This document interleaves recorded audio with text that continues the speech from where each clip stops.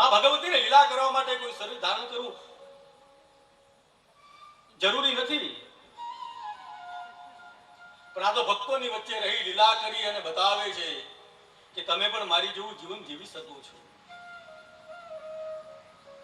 ભગવાન કૃષ્ણ ધરતી ઉપર આવ્યા, જીવન લીલા બતાવી, આપણા સામાન્ય મનુષ્યને બતાવ્યું કે તમે પણ આવું જીવન જીવી શકો છો. રામ ધરતી પર આવ્યા, એને બતાવ્યું તમે પણ મારી જેમ મર્યાદા રાખીને જીવન જીવી શકો છો. એને પોતે પહેલા કરીને બતાવ્યું અને પછી કીધું હવે તમે અનુસરણ કરો. કરીને બતાવે અને પછી જો ઉપદેશ આપે તો લાગે, શિષ્યોને લાગે. એક બેન એકનાથજી પાસે જેને કીધું કે મારો છોકરો છે ગોળ બહુ ખાય છે, મીઠી વસ્તુ બહુ ખાય છે, તો તમે એક કામ કરો ને, એને કઈ ઉપદેશ આપો, તમને માને છે, તમને તમારી પૂજા કરે છે, તમે એને કોઈ ઉપદેશ આપો જેથી કરીને ગોળ ખાવાની બંધ કરી દે. એકનાથજી મહારાજ કે તમે એક કામ કરો, અઠવાડિયા પછી આવજો. પેલી બેન પાસે અઠવાડિયા પછી ગઈ એટલે એકનાથજી મહારાજ ખાલી એટલું જ કીધું, દીકરા હવે તું ગોળ ઓછો ખાજે. પેલી બેન કે સ્વામીજી તમારે આટલું જ કહેવું હતું, મને અઠવાડિયું રાહ શું કામ જોવડાવ્યું? એકનાથજી મહારાજ કે હું ગોળ ખાતો હતો, પહેલા હું બંધ કરું તો એને કહું ને, હું પહેલા છોડું તો બીજાને કહી શકું તું છોડી દે. પણ આપણું કેવું છે, આપણે સુધરવું, દુનિયાને સુધારવી છે. આપણે જ્ઞાન નથી રાખવું, બીજાને જ્ઞાન આપવું છે.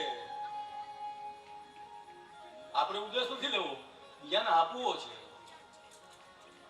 દુનિયા બગડી ગઈ કહેનારો જો સુધરી જાય ને તો દુનિયા સુધરેલી જ છે.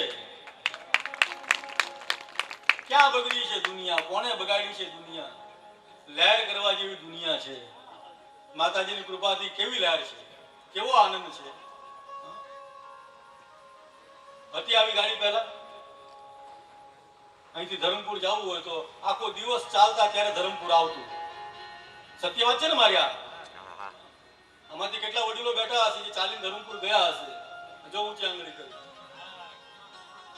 અહીંથી ચાલીને ધરમપુર ગયા હશે. એના બદલે અત્યારે તો આ ગાડીમાં બેઠા, સેલ માર્યો, 15 મિનિટમાં ધરમપુર. તો દુનિયા બગડી ગઈ કે સુધરી ગઈ છે? પહેલા થતી આટલી કથાઓ? થતી હતી આટલી કથાઓ? નહીં.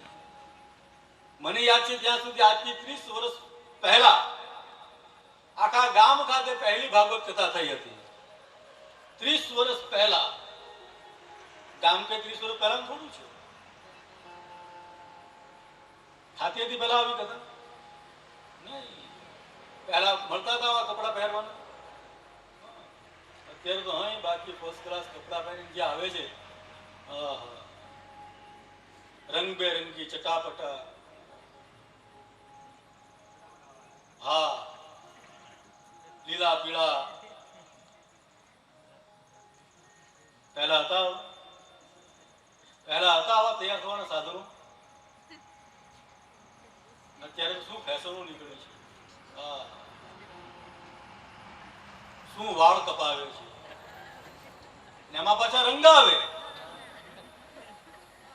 કપાવે તો ખરા, એમાં પાછા રંગ આવે, જાણે કે મરઘીના પીછા લઈને ફરતો હોય.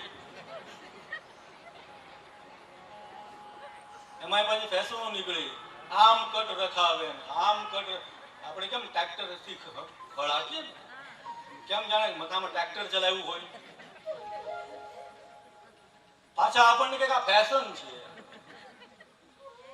હવે આ ફેશન કહેવાય? બહેનો કઈ ઊંચા પડે છે ફેશનમાં? આપણી વાત આવતી હસે છે. તમે નથી ફેશન કરતા? રેલવે પાટાની જેવા જ્ઞાન કરી નાખે.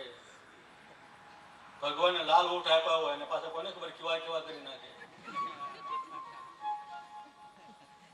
એક ભાઈના લગ્ન થયા, સવારે ઉભો થઈને રસોડામાં ગયો, ત્યાં જઈને પૂછ્યું તમે કોણ છો?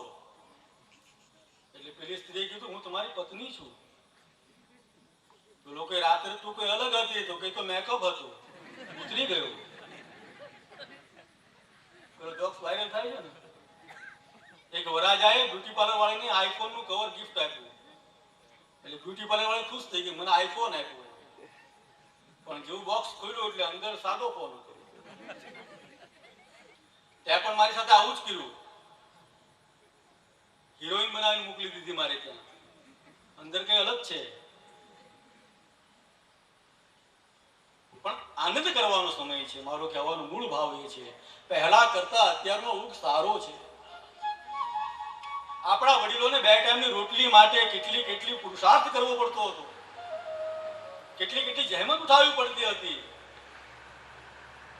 લાકડાની ઝૂંપડી, કાગળનું લીપણ, એમાં પોતાનું જીવન કાઢી નાખ્યું. એની બદલે આપણને તો ભગવતીની કૃપાથી આલિશાન મકાનો મળ્યા છે. એમાં ઇન્ટિરિયર કરાવે, હવે લાલ લીલી પીળી લાઈટો મુકાવે. એક લાઈટ થી થાય નહીં. હા, એક લાઈટ એને સંતોષ ન થાય.